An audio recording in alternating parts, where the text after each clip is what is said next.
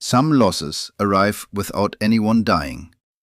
They come instead from the hands of those you called family.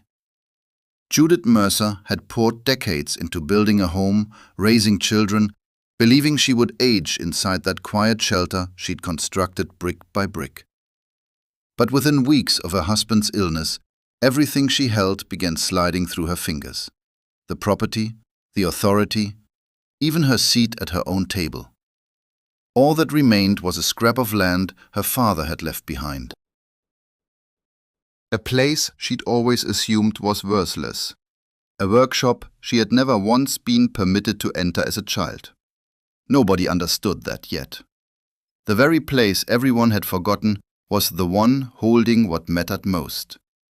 Not just land, not just wood and walls, but the answer to a lifetime of silence. It started on a morning that carried no warning. Walter Mercer collapsed from a stroke on a Thursday at the end of September. Right there in the aisle between two rows of paint cans and power tools, inside the building supply store where he'd stood for 30 years. A new delivery worker found him. A boy only 2 weeks into the job. He ran to the parking lot to call Daniel. Judith got the news over the phone while sorting through old books in the reading room of the high school where she'd retired less than a year before. The doctor said Walter was fortunate. The stroke did not kill him. It did not fully steal his speech or his ability to walk. But it stole something else. The thing that had always kept this family moving in its familiar groove. The presence of a man everyone waited for before making a single decision. And once that presence weakened, everything shifted. Slowly, quietly. Daniel began showing up at the hospital more frequently, speaking with physicians, holding the thick medical file, answering questions meant for his father before his father could open his mouth. Elaine drifted in every afternoon carrying hot coffee and soft perfume, perched at the foot of the bed, scrolled her phone, then offered comments wrapped in silk. Quote 0 or quote 1. Neat. Practiced. Judith did not push back. In those early days, she was genuinely too drained to push back against anything. She rose at 5 each morning, drove to the hospital, sat beside Walter's bed listening to the rhythmic pulse of the heart monitor, then home again, laundry, phone calls from well-meaning acquaintances, the growing pile of mail and bills spreading across the kitchen table. By evening, she swallowed a quick bowl of soup in front of news that never registered, then fell asleep on the sofa with her reading glasses still pressed against her face. It was during those grinding weeks that the paperwork started appearing. First, a temporary power of attorney so Daniel could manage the store accounts while Walter recovered. Then papers transferring check-signing authority. Then the sheets Daniel placed before his mother, that calm voice. The tone of someone explaining something necessary to a child. Mom, sign here for me. It's just for paying the insurance, this one too. So it'll be easier for me to deal with the bank. And this one? Nothing major, just to make the paperwork official. Judith asked a few questions. Daniel answered just enough to make the questions stop. Or perhaps she simply lacked the strength to keep pressing until she reached the truth. Walter came home at the beginning of November. He walked slowly. His left hand remained weak, his mouth pulled slightly crooked when he spoke too fast. From that point forward, the store belonged almost entirely to Daniel.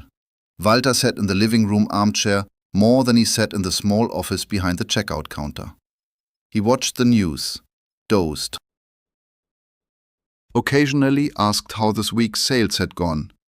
Daniel always answered, brief, firm, then drove away before dinner. And Judith began noticing the small changes creeping through her own house.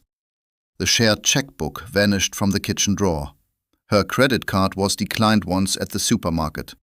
The system was being updated, she was told. The sedan she had always driven to church, the library, the grocery store, Daniel gently suggested she keep it in the garage, for safety. The weather was turning. Slippery roads were no longer suitable for an elderly person. Judith heard those words on a cold evening in early winter. The whole family had gathered for dinner at Daniel's house. The dining table stretched long and dark, its wooden surface polished to such a shine that plates clinked faintly when set upon it. Elaine sat to the right, slicing chicken into precise, even pieces. Daniel's daughter played in the next room, cartoon sounds drifting through the door until Heather pulled it shut. Daniel set his fork down first. That gesture always meant something was coming. He spoke looking straight ahead, his voice still soft. Judith glanced up from her mashed potatoes. Walter sat at the head of the table, both hands resting in his lap, eyes fixed on his napkin. Judith waited for him to speak. He didn't. Daniel went on. The current house is too large. Upkeep costs are draining. The stairs aren't safe for Dad anymore. Heather and I have already talked it through. For now, you and Dad should come stay with us for a while. Judith set her spoon down. How long is for now? Until things settle? And what happens to our house? Elaine chimed in lightly, as though lending a hand. We think it should be rented out, or sold if needed. Not immediately, but we should start preparing. Judith turned toward her husband. Walter? He raised his head clumsily, like a student caught daydreaming. Daniel understands these matters better. The sentence was short, nearly harmless, but the room dropped several degrees. Daniel reached into the leather briefcase at his feet and produced a stack of papers. There's something else. Grandpa Elias left the old farm in Missouri. It's in your name. Land taxes have barely been covered these past few years. The house is probably falling apart by now. If you enjoy quiet, you could go stay out there for a while. Country air might do you good. Several seconds passed before the full meaning reached Judith. You want me to leave my own home? She said. Daniel didn't flinch. __quote _22 ___. Heather placed a plate of bread on the table at precisely that moment, as if this were nothing more than an ordinary family meal. Elaine wouldn't meet her mother's eyes. Walter remained still as stone. And then Judith understood. All of this had been discussed before she ever sat down. She was the only one who had arrived late to the story of her own life. Quote 23? She asked. Daniel answered without pause. Quote 24. Judith sat motionless for a long time. The wall clock in the dining room ticked once, dry and final. Outside the window, the season's last leaves scraped across the stone courtyard in short rustling waves. The old farm in Missouri surfaced in her mind like a photograph left too long in the sun. Small house, empty horse stable, a workshop her father always kept locked, the smell of wood and engine oil and old music tangling somewhere deep in memory. Where is the key? Judith asked. Daniel blinked. What key? The farm key? Elaine quickly opened her handbag, dug through it, then placed on the table a small keyring tied with a worn fabric string. They had prepared even that. Judith picked it up. I'll go. No one stopped her. Perhaps because they believed it was surrender. The next morning, Judith opened the wardrobe and pulled out an old, dark blue suitcase. She packed a few warm clothes, blood pressure medicine, a brown-covered notebook, her birth certificate, marriage certificate, several photographs, and the wool scarf her mother had knitted years ago. Everything else she left behind. By noon, Daniel drove her to the long-distance bus station in Springfield. He placed the suitcase on the sidewalk, glanced at his watch and said, "Call when you arrive." Judith nodded. She climbed onto the bus just as a thin rain began to fall. The seats inside smelled of old plastic and stale coffee. She sat by the window with her handbag resting on her lap. Through the fogged glass, she watched Daniel turn his back before the bus even pulled away. The road out of the city stretched longer than she remembered. Strip malls, gas stations, billboards fading in the grey light. Old parking lots cracked down the middle. Then the houses began to thin. By late afternoon, the world outside had emptied into open fields, wooden fences leaning at tired angles, a few low warehouse roofs, and clusters of bare trees standing motionless beneath a sky the colour of hammered tin. When the bus turned onto the narrow road leading to the last town before Missouri, Judith pressed her temple against the cold glass. She did not sleep. She only shut her eyes, as though darkness could swallow the remaining miles. She reached Dawson close to noon the following day. The bus station was nothing more than a concrete slab beside a convenience store advertising fishing bait, ice and cigarettes on a hand-painted sign. The driver pulled her suitcase from the luggage compartment, climbed back aboard, the door folded shut. The engine growled, reversed from the curb, and vanished around the bend. All it left behind was the smell of diesel hanging in cold, still air. Judith stood motionless for a moment, adjusted her scarf, then dragged her suitcase into the store. Behind the counter sat a sturdy woman with grey hair pulled into a high bun, thumbing through a gardening magazine. "Do you need something?" she asked without looking up. "I'm trying to find the old Porter farm." The woman raised her eyes fully. "Elias Porter's place?" "Yes. Are you family?" "I'm his daughter." The woman set the magazine down flat and studied Judith's face, the way someone studies a name they haven't heard spoken aloud in years. "Take Route 14 straight out of town, cross the small bridge, and at the fork with the blue mailbox, bear left. It's still nearly 4 miles from there." Judith thanked her.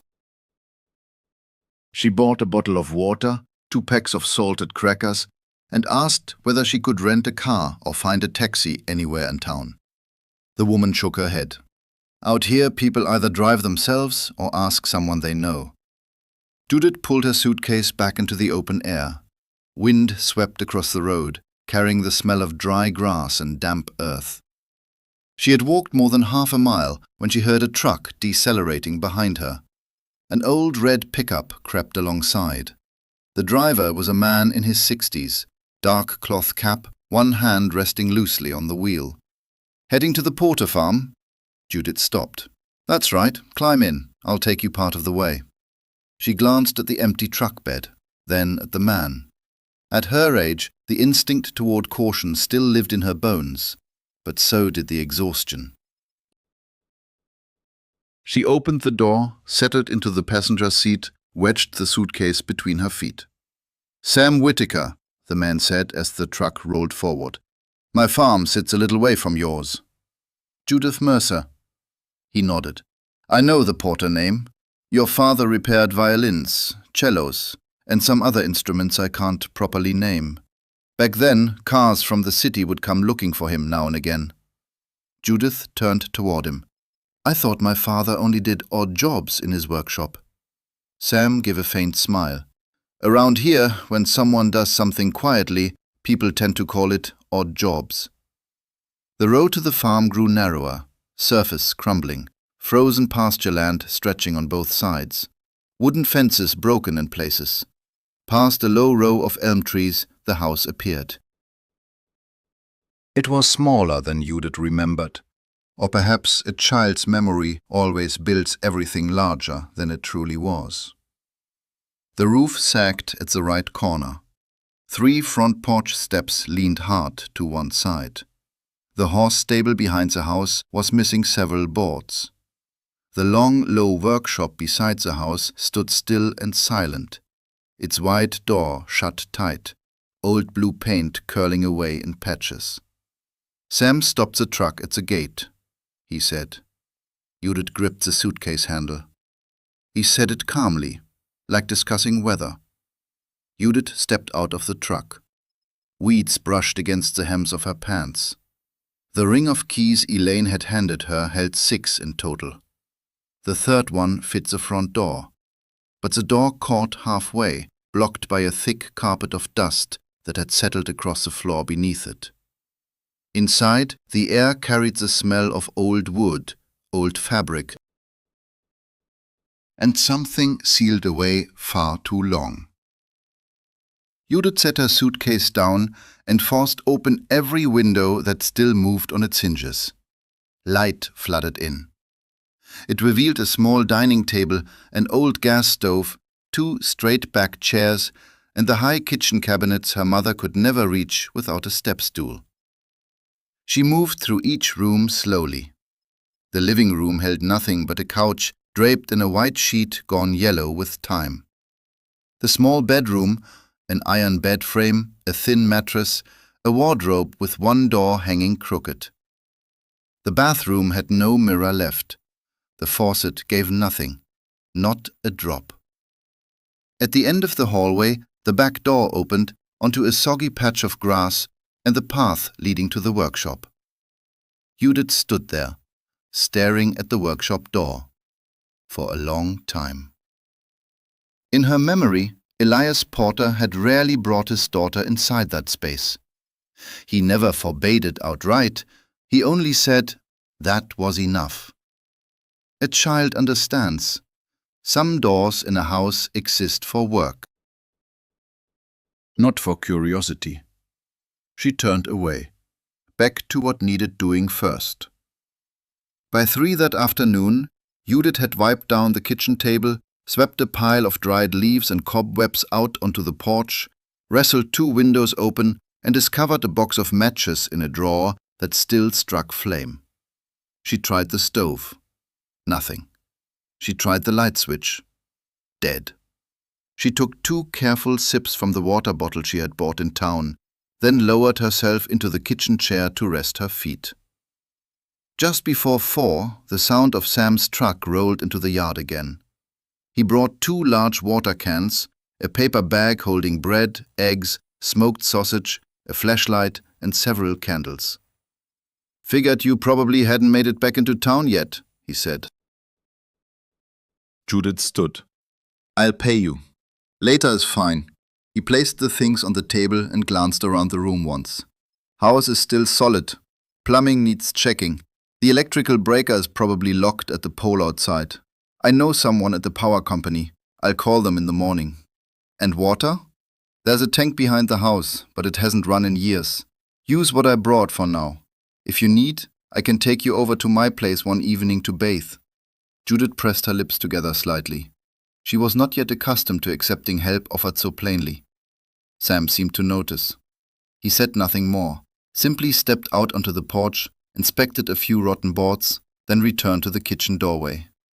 "Nights here are colder than you'd expect. The back bedroom has less draft than the front room. The door locks. I'll come by tomorrow morning." After he left, the yard fell silent again. Judith washed her face and hands with water from the can, lit the candles, and fried 2 eggs in an old pan she had found beneath the sink. She ate them with bread. Night came faster than she had prepared for. The house settled into pale yellow candlelight, and every corner threw long shadows against the walls. Before going to bed, Judith pulled the brown-covered notebook from her suitcase, sat at the kitchen table, and wrote 3 lines. Turn the electricity back on. Check the water. See what is still worth keeping in the workshop. She set the pen down, closed the notebook, picked up the flashlight, and walked down the hallway. When she passed the last window, she stopped. Outside, in the backyard, beneath a dark grey sky, the workshop door stood there. Dark, still, as though it had never been waiting for anyone through all those years. The next morning, Judith woke before the sun had fully risen. Not from rest. The old house held a silence so complete it made lying still impossible. Wind crept through some gap in the roof, struck the window frame and whistled softly, like someone sighing in the next room. She pulled on another sweater, went to the kitchen and boiled water in the old kettle she had found in the cabinet. The water from the can Sam had brought was still freezing cold. She made instant coffee in a chipped mug. The handle had snapped off long ago, and stood by the back door drinking it, watching mist drift low across the yard. In morning light, everything looked less destroyed than it had the night before. Weeds still choked every path. The fence still sagged. The horse stable stood hollow, and the workshop remained sealed shut. But the clarity of dawn revealed what was salvageable, what demanded replacement, and what could wait.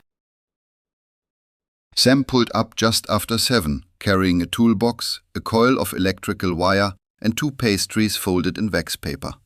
"Already phoned the power company," he said, stepping down from the truck. "They'll come by late morning. Let me look at the water lines first." Together they walked around the back of the house. The metal rainwater tank had survived. It only needed scrubbing out. Several pipe sections along the exterior wall had split open. Sam crouched, turned a shut-off valve, tapped the joint with his knuckle, then asked Judith to hold the plastic bucket on the opposite end. 30 minutes later, the kitchen faucet coughed out a brown stream of water. Judith stood, watching it spill into the basin as though it were proof she had not arrived too late for this place to receive her. By midday, electricity returned. Only part of the house responded. The hallway bulb was dead. The living room outlet sparked and flickered. But the kitchen light glowed on, yellow, steady, dependable. Judith wiped her palms on the towel, lifted her face toward that single warm bulb, and turned to Sam. "Thank you." He was slicing an apple with a small folding knife. "Don't thank me yet. Winter moves quick out here. You'll need to fix the front door, and that porch roof wants looking at again. One thing at a time." He smiled, blade pausing mid-cut. "Only way to survive in this part of Missouri." After a plain lunch, toasted bread, apple slices, Judith walked out to the workshop. The door was heavier than she'd expected. She tried key after key. The 5th one fit, a dry click. The door shifted inward, pulling a thin curtain of dust down onto the concrete floor. Inside, darkness, far deeper than the daylight behind her. Judith stood still, letting her eyes open slowly to it. The first smell was old wood, then machine oil, dried varnish, damp paper. And beneath all of it, something faint, something achingly familiar, like velvet kept too long in a sealed drawer. The workshop stretched long and narrow before her. Along the left wall ran a workbench fitted with countless small drawers. On the right, tall wooden shelves held instrument cases, tool chests, glass jars filled with tiny nails, brush bristles, coiled strings. At the far end, a high window let in a single patch of light, just enough to show dust drifting through the air like pale smoke. Judith moved toward the workbench.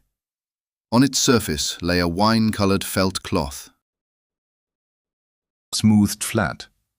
2 small pliers, a magnifying glass with a brass frame, and an open wooden box holding thin strips of wood cut with impossible evenness. Her father had sat here for hours. She could hear it still, the whisper of a file against metal, drawers sliding open, a dry cough swallowed back. There had been whole afternoons when her mother called Elias Porter to dinner 3 times before he answered. Back then, Judith believed he was simply lost in old things nobody cared about. In the 4th drawer from the left, she found hard-bound notebooks stacked and tied with cloth string, each one labelled by year: 1998, 1999, 2000. She pulled one free and opened it. This was no casual note-taking. It was a work log. Dates, customer names, instrument type, condition on arrival, repairs needed, estimated cost, payment received, notes on wood grain, finish quality, hairline cracks. Serial numbers. Judith turned more pages. Names from St. Louis, Kansas City, even Chicago. A few entries mentioned regional orchestra, private collector, sent back after May concert. She set the notebook down carefully and opened the chest near the foot of the bench. 3 violins lay inside, each wrapped in soft cloth. 1 viola with no strings remaining, and a small box containing certificates Handwritten letters, payment invoices, all clipped into separate bundles with precise care. A light knock came at the workshop door. Sam stood there with his hat in his hands. He said. Judith held up the stack of papers. Sam moved closer, peered over her shoulder. Judith showed him a letter bearing the letterhead of a small theater in Columbia. Short, direct. A thank you to Mr. Elias Porter for restoring the cello used in the autumn performance, along with a proposal for continued collaboration. 2 more instruments early the following year. __quote _66 Judith said. Sam didn't respond right away. He picked up a small wooden box from the table, rubbed the dust off with his thumb, then placed it back. Men your father's age weren't in the habit of talking about what they could do. They just did it. Figured that spoke for itself. Judith kept searching until late afternoon. Inside a metal cabinet secured with a latch, she found insurance files, bank receipts, an envelope holding 3 small keys, and a set of documents headed Porter Workshop Holdings. Beneath that, a copy of the land ownership certificate, in the name of a trust. Sole beneficiary, Judith Porter Mercer. She read every line, slowly. Not left to Walter, not to both of them as a couple, not to be split among the children later. To her alone. By the time afternoon light began to fade, Judith had organized 3 distinct stacks: work logs, customer correspondence, legal records. She carried everything into the house, arranged it neatly on the kitchen table, then pulled out the brown-covered notebook and wrote. Call a lawyer in town. Find someone to appraise the instruments. Check the trust. As her pen formed the last line, the landline in the kitchen rang. The sound froze her. She had assumed that line was dead, had been dead for years. Judith lifted the receiver. Elaine. Mom? Her voice was softer than usual, sweeter. Daniel mentioned the electricity should be back on by now. Everything okay over there? Judith glanced at the stack of files on the table. It is. Do you need us to send money? For cleaning, supplies, little things? No. A pause on the other end. Then Elaine asked, Have you found anything there yet? Judith looked through the kitchen window. The sky was darkening, the backyard dissolving into soft grey light. Yes, she said. I found the first thing I need to do. Monday morning. Judith drove Sam's old pickup into town. He'd left the keys on the kitchen table at dawn, along with a scribbled note. Fill it up if you go past the county courthouse. Don't brake hard. Right side grabs more than the left. She read it, folded the paper, slipped it into her coat pocket. She had never driven an automatic this old. The dashboard rattled with every gear shift. But the engine turned over. The heater still worked. That was enough. Martha Bell's office sat on the 2nd floor of a brick building near the post office. The brass nameplate hung slightly crooked. The wooden staircase groaned under Judith's feet. Inside, a waiting room barely large enough for a fabric-covered couch, a magazine rack, and a plant drowning in too much water. Martha Bell was somewhere in her 50s. Short hair, thin-framed glasses, an ash-gray sweater. She went through the entire stack Judith brought without interrupting more than twice. Both times, it was only to ask for an exact date or to say, wait, let me mark this passage. Finally, Martha removed her glasses, set down her pen. Do you understand what you're sitting on? Judith looked at her. A pile of papers my father never clearly explained. No, I mean in the legal sense. Martha slid the trust document across the desk toward Judith. This land, the workshop, the house, every professional asset attached to it, all of it belongs to a trust your father established 18 years ago. Sole beneficiary is you, not your husband, not marital property. No one hath the right to act on your behalf unless you sign a new document. Judith placed her hand on the edge of the desk.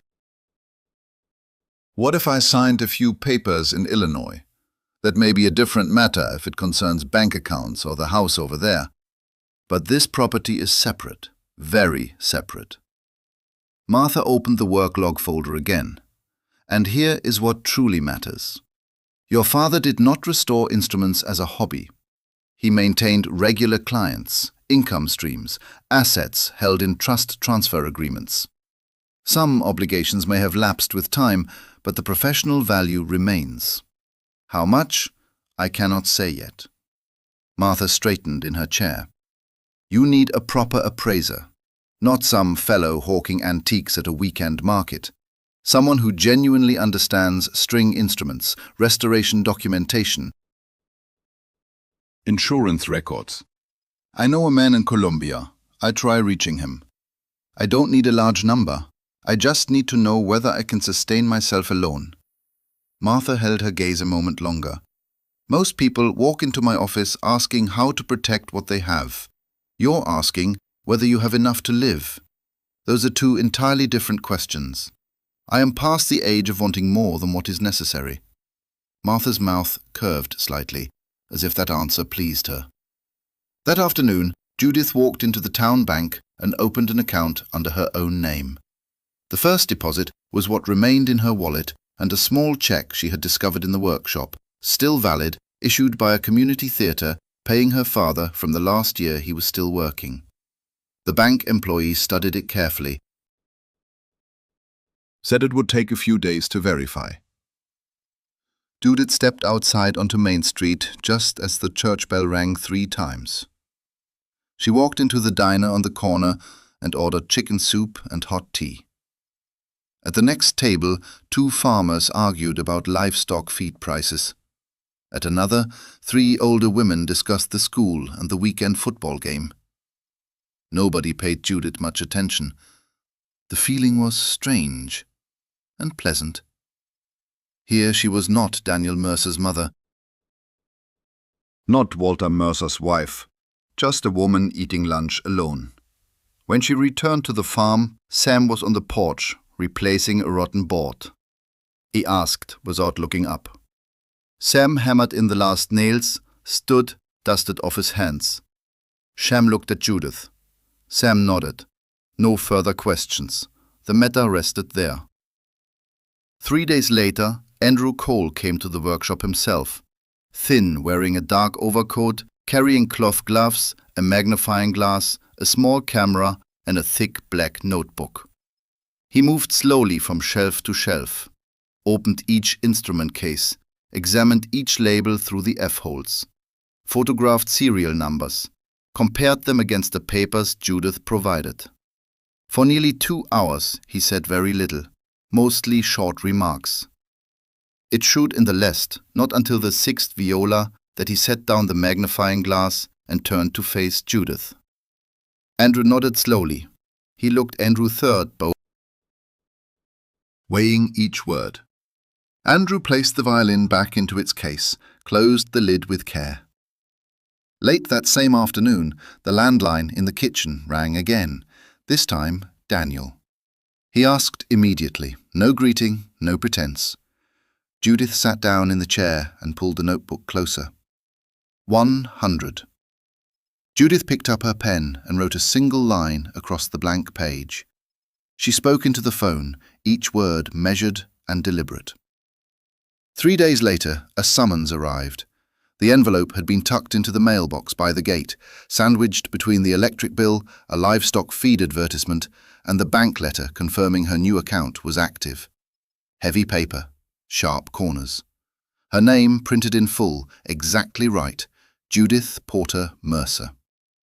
The sender was the Sangamon County Court, Illinois. She carried it into the kitchen, set it on the table, used the tip of a letter opener to slice along the edge, the same way she used to open overdue library notices back when she was still working. The contents were so short they felt like ice. Daniel Mercer and Elaine Mercer had filed a petition requesting evaluation of their mother's capacity to manage her own finances. The grounds listed were these: she was living alone on a deteriorating property far from family, showing signs of making unusual decisions regarding assets, and being influenced by outsiders. Judith read the petition once, then read it again. No sentence directly accused her of losing her mind. No word sounded crude. Everything was wrapped in that clean, polished, proper language that would make any stranger believe this was a deeply responsible act by loving children. She folded the paper, slid it back into the envelope, set it neatly on the table. Called Martha Bell. "I'll come right away," the lawyer said. Martha arrived within 40 minutes. She carried a file case, a tablet, and an expression that held no surprise whatsoever. She read the petition in silence, turning each page, tapping one finger against the table's edge. "Quote 104, quote," she said. "Quote 105, quote. Quote 106, quote. Quote 107, quote." Martha looked up. "Quote 108, quote." Judith turned towards the window. Sam was out in the yard, bent over the fence section near the gate, measuring again. He was setting a new post with the steady patience of a man who starts working before anyone else can think of a reason not to. Quote 109, quote 110. Martha opened her file case. Quote 111, quote. That afternoon, Judith drove into Columbia for the appointment Martha had arranged.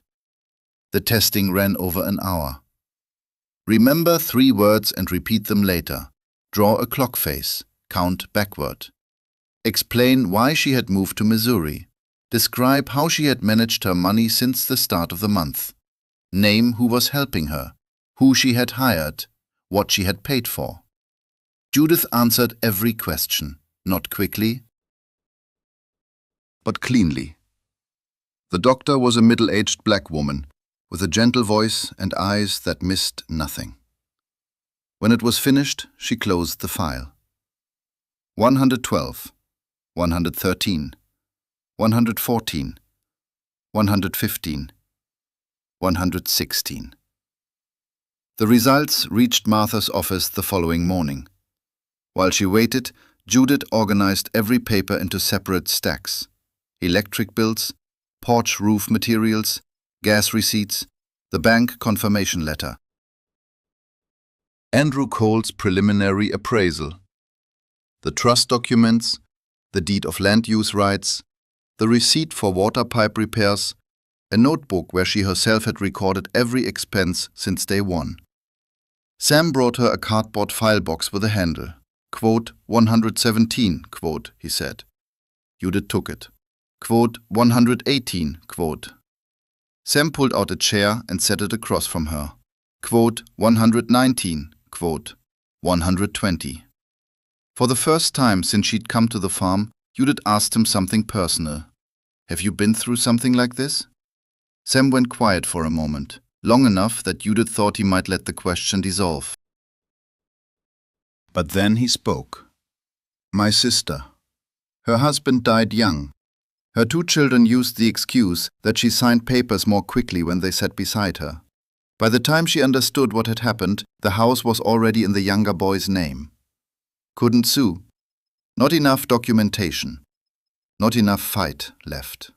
He gazed out toward the porch. "After that, I started paying closer attention." Judith said nothing more. Another person's pain, when shared in the right measure, does not require the listener to fill silence just to appear compassionate. 2 days before the hearing, Elaine appeared. She drove a rented SUV, wore flat shoes instead of heels, a cream-colored knit coat, hair gathered neatly at the nape of her neck. She stood on the porch several seconds before knocking, as though she wasn't certain she had the right to be there at all. Judith opened the door. "Come in." Elaine followed her mother into the kitchen. eyes moving over a house already different from what she had imagined. The floor had been scrubbed clean, the curtains were new, the kitchen table wore a pale blue checkered cloth. On the shelf sat a few small potted plants Sam had brought over and helped her root. "You really have fixed a lot," Elaine said. "Sit down." Judith poured tea into 2 cups. Neither reached for hers right away. Elaine gripped the handle with both hands. "I didn't want things to go this far. You still signed your name. Daniel said it had to be done to protect you. He said people were influencing you." Elaine raised her eyes, meeting her mother's gaze directly for the first time since walking in. Judith said. Elaine bit her lip.